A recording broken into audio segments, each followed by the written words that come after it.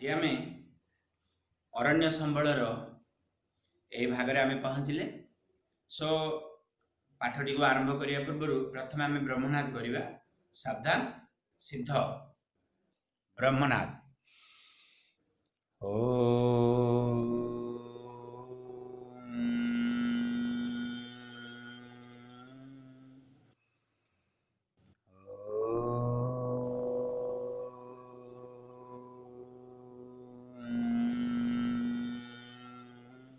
शांति शांति शांति स्वस्थ।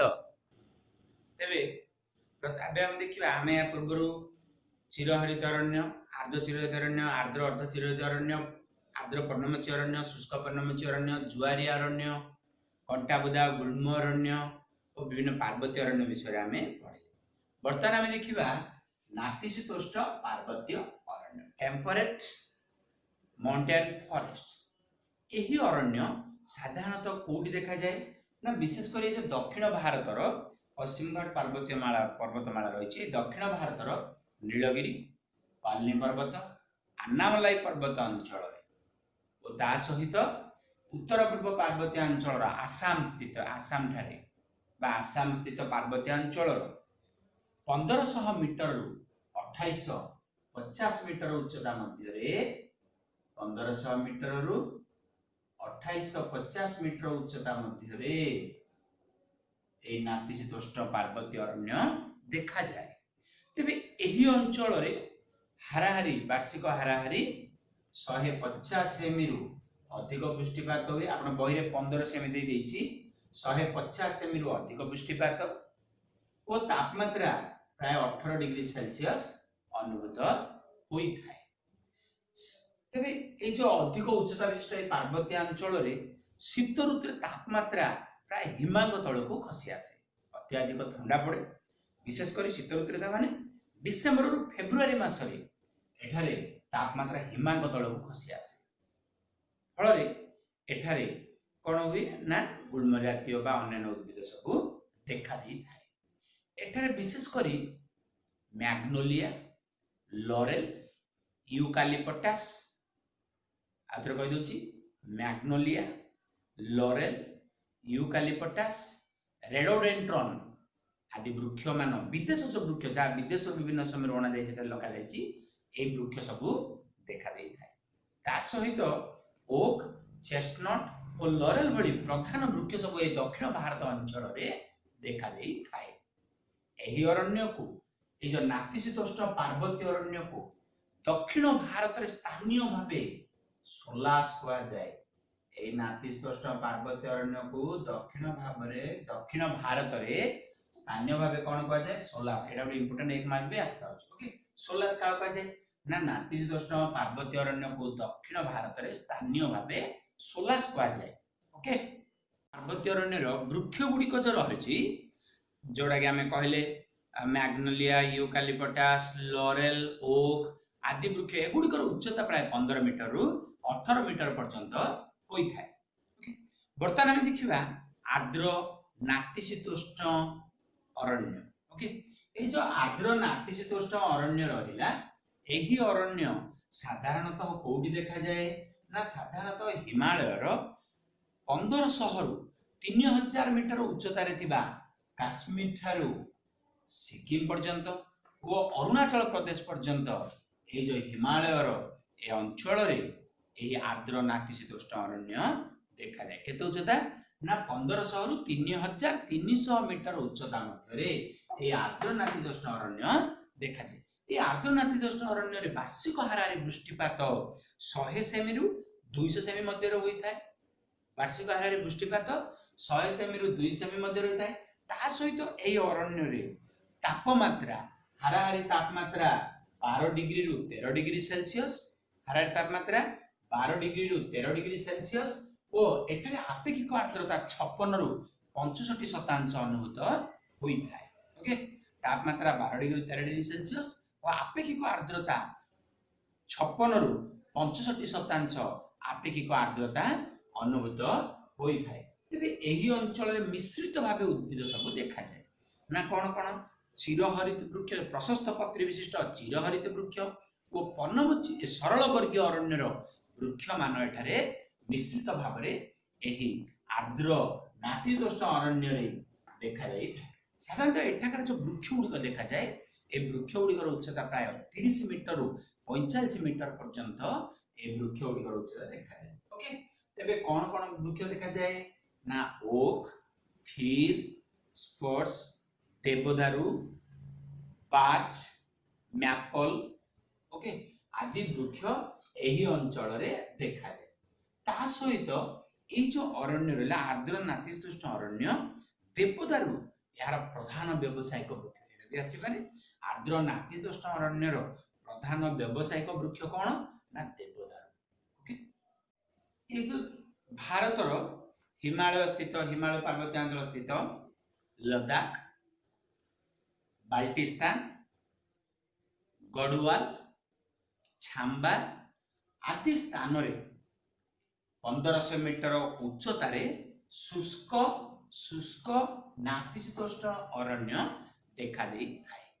एठाकार वृक्ष गुड़िक मध्य देवदारू, maple, okay आदि प्रधान अटे। देखा आल्पी अरण्य बा आल्पाइन फॉरेस्ट। ये आल्पी अरण्य साधारणतः उच्च पार्वत्यांचल हिमालय पार्वत्यांचल देखिए ये 2700 मीटर रु प्राय 4000 मीटर उच्चता मध्य यही अरण्य देखा दे थाए। यही अरण्य विशेष करी ना जो आल्पी अरण्य रहा हिमालय केते 2700 मीटर रु 4000 मीटर उच्चता मध्य यही आल्पी अरण्य देखा दे थाए। तेबे एहार 2850 मीटर रु 3600 मीटर उच्चता मध्य एटारे सरल वर्गीय वृक्षर पाइन जातीय अरण्य और पर्णमोची अरण्य मिश्रित भाव में देखा दे थाए। सरल वर्गीय वृक्षर पाइन जातीय अरण्य और पर्णमोची अरण्य एही अंचल रे केते ना 2850 मीटर रु 3600 मीटर उच्चता मध्य ए अरण्य ए वृक्ष गुड़िक सब देखा दे। तेबे कौन कौन एठिरे जो 2850 रु 3600 मीटर उच्चता मध्य कौन कौन वृक्ष देखा जाए silver fir, juniper, pine, birch, rhododendron. Okay, silver fir, juniper, pine, birch, rhododendron ता सहित हैला प्लम इत्यादि वृक्ष एही अंचल रे देखा दे थाए। तेबे एही अंचल रे जो दक्षिण ढालू अंचल अर्थात निम्न अंचल गुडी को हिमालय रे जो दक्षिण ढालू अंचल रे ना एठार कोन प्राय 60 मीटर रु 90 मीटर उच्चता विशिष्ट वृक्ष मान देखा दे थाए।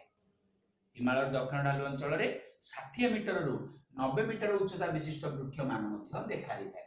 ए जो हिमालय उत्तर ढालू अंचल हिमालय उत्तर माने आउटिको अधिक उच्चता को अधिक जते उच्चता बढ़ी बढ़ी जाए तापमात्रा कौन हुए ना कमी कमी जाए ता तो अधिक ठंडा अनुभूत हुए। सो हिमालय उत्तर ढालू अंचल रे शुष्क कंटा जातीय उद्भिद मान मध्य देखा दे थाए। ए उत्तर ढालू अंचल रे कौन हुए ना शुष्क कंटा जातीय गुल्म उद्भिद सब देखा दे थाए। तबे एही जो उत्तर ढालू अंचल रे विशेष करी ना कौन होता है एठारे चारण भूमि मान मध्य देखा दे थाए। सरल वर्गीय वृक्ष और पाइन जातीय उद्भिदर बा हिमच्छादित भूमि मान देखा दे थाए जोठी की चारण बा पशुचारण पई जो अंचल को साधारणतः व्यवहार करिथांती ना को माने साधारणतः एई जो चारण भूमि हिमच्छादित ए सरल वर्गीय एठारे थिबा पीर पंजल पर्वत श्रेणी अंचल रे साधारणतः ना एठारे कोन करा जाय एही प्रकार चारण और हिमच्छादित भूमि गुडिक देखा जाए जोड़ी सरल वर्गीय वृक्ष मान देखा जाए। ओके, तेबे ना एही अंचल रे केतेक स्थान रे ऋतुकालीन स्थानांतरण कार्य माध्यम रे पशुचारण करते एटा गोटे क्वेश्चन भी आसीबा जंती रे पड़े ऋतुकालीन स्थानांतरण कार्य आप लिखिबे पीर पंजल पर्वत श्रेणी रे साधारणतः चारण भूमि गुड़िक सरल वर्गीय वृक्ष हिमच्छादित भूमि देखा जाए जहाँ चारण भूमि रे व्यवहार करा जाए। एठारे साधारणतः ऋतुकालीन स्थानांतरण कार्य माध्यम रे पशुचारण करा जाए ना कोडे गुज्जर लोक माने जोडा जाजाब लोक माने गुज्जर जातिर लोक माने एही अंचल रे पशुचारण करिथांती। ओके, तापर आसला पश्चिम हिमालय पूर्व ए सला बर्तमान पश्चिम हिमालय अंचल रे एठारे ବ୍ରହ୍ମକମଳ ଓ କୁନ୍ଥ ନାମକ ଉଦ୍ଭିଦ ଦେଖାଯାଏ, ଯାହାର ପତ୍ରରୁ କ'ଣ କରାଯାଏ ଏକ ଅତର ପ୍ରସ୍ତୁତ କରାଯାଏ। ଏଥିରୁ ଅତର ପ୍ରସ୍ତୁତ କରାଯାଇଥାଏ।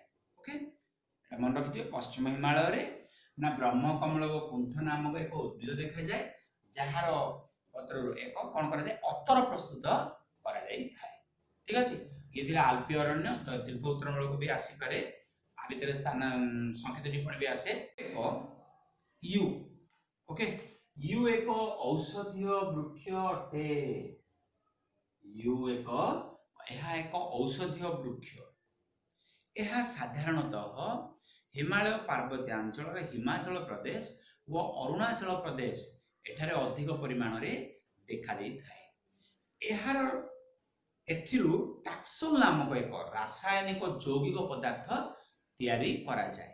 ଟାକ୍ସୋଲ ଓକେ ନାମକ ଏକ ଚେର, କାଣ୍ଡ, ପତ୍ର, ଛାଲି ବା ବକଳ ଏଥିରୁ ନା ଟାକ୍ସୋଲ ନାମକ ଏକ ରାସାୟନିକ ଯୌଗିକ ପଦାର୍ଥର ଔଷଧ ପ୍ରସ୍ତୁତ କରାଯାଏ।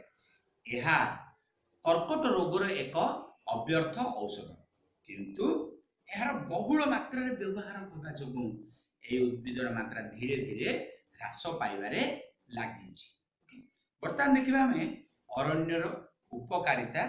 ଓକେ, ଅରଣ୍ୟ ବା ଉଦ୍ଭିଦର ଉପକାରିତା। ବର୍ତ୍ତମାନ ଆମେ ଦେଖିବା ଅରଣ୍ୟ ବା ଉଦ୍ଭିଦର ଉପକାରିତା। ନା ଉପକାରିତା କ'ଣ ଆପଣମାନେ ଜାଣିଛନ୍ତି? ଏହା ସ୍ଥାନୀୟ ଓ ଆଞ୍ଚଳିକ ଜଳବାୟୁକୁ ନିୟନ୍ତ୍ରଣ କରେ, ଅମ୍ଳଜାନ ଓ ଅଙ୍ଗାରକାମ୍ଳ ମଧ୍ୟରେ ଏହା ସନ୍ତୁଳନ ରକ୍ଷା କରେ। ତା ସହିତ ଏହି ଅରଣ୍ୟ ଆଉ କ'ଣ କରେ? ବହୁତ ଗୁରୁତ୍ୱପୂର୍ଣ୍ଣ ଏହାର ଅରଣ୍ୟର ଭୂମିକା ରହିଛି। ନା ଏହି ଅରଣ୍ୟ କ'ଣ କରେ? ପାରିସ୍ଥିତିକ ଯୋଉ ସନ୍ତୁଳନ ରଖେ। ଗୋଟିଏ ଅଞ୍ଚଳର 33% ଅରଣ୍ୟ ଭୂମି ରହିବା ଦରକାର, ଯାହାକି ପାରିସ୍ଥିତିକ ସନ୍ତୁଳନ ରକ୍ଷା କରିବାରେ ସହାୟକ ହୋଇଥାଏ। ଓକେ, ତେବେ ଅରଣ୍ୟର ଆଉ କ'ଣ ଭୂମିକା ରହିଲା ଉପକାରିତା? ନା ଏହି ଅରଣ୍ୟ ଭୂପୃଷ୍ଠରେ ବୃଷ୍ଟି ଜଳ ପ୍ରବାହ ଓ ବାୟୁ ପ୍ରବାହ ଆଦିକୁ ନିୟନ୍ତ୍ରଣ କରିଥାଏ, ଯଦ୍ୱାରା ମୃତ୍ତିକା କ୍ଷୟ ଆଦି ନିରୋଧ ହୋଇଥାଏ। ତା ସହିତ ଇଏ କ'ଣ କରେ? ନା ଜଙ୍ଗଲରୁ କଞ୍ଚାମାଲ ସବୁ ସଂଗ୍ରହ ବେଳେ ଝୁଣା, ଲାଖ, ମହୁ ଆଦି ସଂଗ୍ରହ କରେ, ଯାହାକୁ କଳକାରଖାନାରେ ଏହା କଞ୍ଚାମାଲ ଯୋଗାଏ। ନା ବିଭିନ୍ନ କାଗଜ ଶିଳ୍ପ, ଦିଆସିଲି ଶିଳ୍ପ ଆଦି ଏହା ଉପରେ ନିର୍ଭର କରି ଗଢ଼ି ଉଠୁଛି, ବା ପ୍ୟାକିଂ ଇଣ୍ଡଷ୍ଟ୍ରି ଏହି ଅରଣ୍ୟ ଉପରେ ନିର୍ଭର କରି ଗଢ଼ି ଉଠିଅଛି। ଇଏ ଆଉ କ'ଣ କରେ ଅରଣ୍ୟ? ନା ଭୂଗର୍ଭସ୍ଥ ଜଳ ସଞ୍ଚୟ କରିବାରେ ସାହାଯ୍ୟ କରେ, ତା ସହିତ ମୃତ୍ତିକା ଅବକ୍ଷୟକୁ ମଧ୍ୟ ରୋକେ ଏବଂ ଆଉ କ'ଣ କରେ? ନା ଜଳର ଶୀର୍ଷ ବୃଦ୍ଧି କରିଥାଏ। ଗଛ ରହିବା ଦ୍ୱାରା ଏହା କ'ଣ କରେ? ନା ଭୂଗର୍ଭ ଜଳକୁ ସେ ଗ୍ରହଣ କରେ, ଫଳରେ ଜଳର ଶୀର୍ଷ ବୃଦ୍ଧି ହୋଇଥାଏ। ଆଉ ଆମେ ଜାଣିଲେ ଝୁଣା, ଲାଖ, ଅଠା, ମହୁ ଆଦି କଞ୍ଚାମାଲ ସଂଗ୍ରହ ହୁଏ। ତାହା ସହିତ ଅରଣ୍ୟ କ'ଣ କରେ? ନା ବିଭିନ୍ନ ପଶୁପକ୍ଷୀମାନଙ୍କୁ ଏହା ଆଶ୍ରୟ ଯୋଗାଏ। ବିଭିନ୍ନ ପଶୁପକ୍ଷୀମାନଙ୍କୁ ଏହା ଆଶ୍ରୟ ଯୋଗାଇବା ପ୍ରାକୃତିକ ବାସସ୍ଥଳୀ ଅଟେ ପଶୁପକ୍ଷୀମାନଙ୍କର। ତା ସହିତ ଆଉ କ'ଣ କରେ? ନା ଆମେ ପଢ଼ିଲେ ଶିଳ୍ପ କଳକାରଖାନାରେ କଞ୍ଚାମାଲ ଯୋଗାଏ। ଓକେ, ସରିଲା। ତାପରେ ଆଉ କ'ଣ କରେ? ନା ଫଳ ଚାଷ, ଫଳ, ଫୁଲ ଇତ୍ୟାଦି ସବୁ କୃଷି କାର୍ଯ୍ୟ କରାଯାଇଥାଏ। ଆଉ କ'ଣ କରେ? ନା ବ୍ୟବସାୟିକ ଭିତ୍ତିରେ ଅରଣ୍ୟଜାତ ପଦାର୍ଥକୁ ରପ୍ତାନି କରି ବୈଦେଶିକ ମୁଦ୍ରା ସଂଗ୍ରହ କରାଯାଏ। ତା ସହିତ କ'ଣ କରେ? ଅରଣ୍ୟ ଯାହାକି ପ୍ରାକୃତିକ ଶୋଭା ରାଜି ବୃଦ୍ଧି କରିଥାଏ। ଦେଶର ତଥା ବିଦେଶୀ ପର୍ଯ୍ୟଟକ ମାନେ ମଧ୍ୟ ଆକୃଷ୍ଟ ହୁଅନ୍ତି, ଯଦ୍ୱାରା କି ଆମ ଦେଶରେ ବୈଦେଶିକ ମୁଦ୍ରାର ପରିମାଣ, ଗଚ୍ଛିତ ପରିମାଣ ବୃଦ୍ଧି ପାଇଥାଏ। ଅରଣ୍ୟର ଉଦ୍ଭିଦ ଉପକାରିତା ଆଉ ତ ଅନେକ ଅଛି, ଇମ୍ପୋର୍ଟାଣ୍ଟ କିଛି କହିଲି। ବର୍ତ୍ତମାନ ଦେଖିବା ଅରଣ୍ୟ ସମ୍ବଳର ସଂରକ୍ଷଣ ଆମେ କିପରି କରିବା। ଆଉ ଏକ ଲଙ୍ଗ କ୍ୱେଶ୍ଚିନ୍ ଆପଣଙ୍କୁ ଆସିପାରେ ଯେ ଅରଣ୍ୟ ସମ୍ବଳର ସଂରକ୍ଷଣ। ନା ଆମେ କ'ଣ କରିବା? ପ୍ରଥମେ ମୁଁ ଯୋଉ କହିଲି ପୂର୍ବରୁ ଯେ ଆମର ସମୁଦାୟ ଆୟତନର 1/3 ଅରଣ୍ୟ ଭୂମି ରହିବା ଆବଶ୍ୟକ ପାରିସ୍ଥିତିକ ସନ୍ତୁଳନ ରକ୍ଷା କରିବା। ଆମେ ଆଗରୁ ପଢ଼ିଥିଲେ, ଯାହାକି ପାର୍ବତ୍ୟ ଅଞ୍ଚଳରେ 60 ଭାଗ ରହିବା ଦରକାର ଏବଂ ସମତଳ ଅଞ୍ଚଳରେ 20 ଭାଗ ରହିବା ଦରକାର। ତେଣୁ ଏଥିପ୍ରତି ଆମେ କ'ଣ କରିବା? ନା ପଦକ୍ଷେପ ନେବା। ଆଦିବାସୀ ଓ ଜନଜାତି ଲୋକମାନେ କ'ଣ କରନ୍ତି? ନା ସ୍ଥାନାନ୍ତରଣ କୃଷି କରନ୍ତି, ଯଦ୍ୱାରା କି ଅରଣ୍ୟ ନଷ୍ଟ ହୁଏ। ତେଣୁ ଏଥିପାଇଁ ସେମାନଙ୍କୁ କ'ଣ କରେ? ବିଭିନ୍ନ ପ୍ରକାର ବା ଏହାକୁ ରୋକିବା ପାଇଁ ବିଭିନ୍ନ ପ୍ରକାର ପଦକ୍ଷେପ ନେବା, ସେମାନଙ୍କ ମନରେ ଅରଣ୍ୟର ଉପକାରିତା ବିଷୟରେ ଆଗ୍ରହ ସୃଷ୍ଟି କରାଇବା। ତାହା ସହିତ ଜୁଲାଇ ଓ ଅଗଷ୍ଟ ମାସରେ ଆଉ କ'ଣ କରିବା? ନା ବନ ମହୋତ୍ସବ ପାଳନ କରିବା ଦରକାର, ଯେ ସେମାନେ ଯେପରିକି ଲୋକମାନଙ୍କ ମନରେ ସଚେତନତା ବୃଦ୍ଧି ପାଇବ। ଓକେ, ତା ସହିତ ଆମେ କ'ଣ କରିବା? ଆଉ ना ता सहित कौन करिया नदी और केनालर हुड़े एवं कृषि अनुपयोगी भूमि गुड़िकर मध्य वृक्षरोपण करी एक आवास बल सृष्टि करबा बा अरण्यर मात्रा को वृद्धि अरण्य को शासकीय दृष्टिकोण रु चारि भाग रे विभक्त कराइछि ना कौन कौन एक सुरक्षित अरण्य दुई जातीय अरण्य तीन ग्राम्य अरण्य चारि हाँ तीन ग्राम्य अरण्य चारि वृक्षाच्छादित भूमि एहीपरि विभक्त करी एगुड़िकर संरक्षण पई आमे पदक्षेप नेबा ठीक अछि वर्तमान देखिए मसीहार अरण्य अवस्थार विवरण अनुसार 1997 मसीहा पोरे भारत रे 10,098 वर्ग किलोमीटर अरण्य आयतन वृद्धि पाइछि आमे पढिछ अरण्य क्षय होछि क्षय होछि किंतु ଏହା କେବଳ ବୃଦ୍ଧି ପୁନଃ ବନୀକରଣ ଯୋଗୁଁ ସମ୍ଭବ ହୋଇଛି ନା ବିଭିନ୍ନ ସରକାରୀ ସ୍ତରରେ ବେସରକାରୀ ସ୍ତରରେ ବିଭିନ୍ନ ସ୍ଥାନରେ ପୁନଃ ବନୀକରଣ ଗୁଡ଼ିକ କରାଯାଇଛି ତେଣୁ ଅରଣ୍ୟ ଆୟତନ ବୃଦ୍ଧି ପାଇଛି ଓକେ ଧନ୍ୟବାଦ ବର୍ତ୍ତମାନ ତା ପରେ କିଛି ପ୍ରଶ୍ନ ଦିଆହେବ ସେ ପ୍ରଶ୍ନ ଗୁଡ଼ିକ ଖାତାରେ ଲେଖିବେ ଓକେ ସନ୍ଦେହ ଥିଲେ ନିଶ୍ଚୟ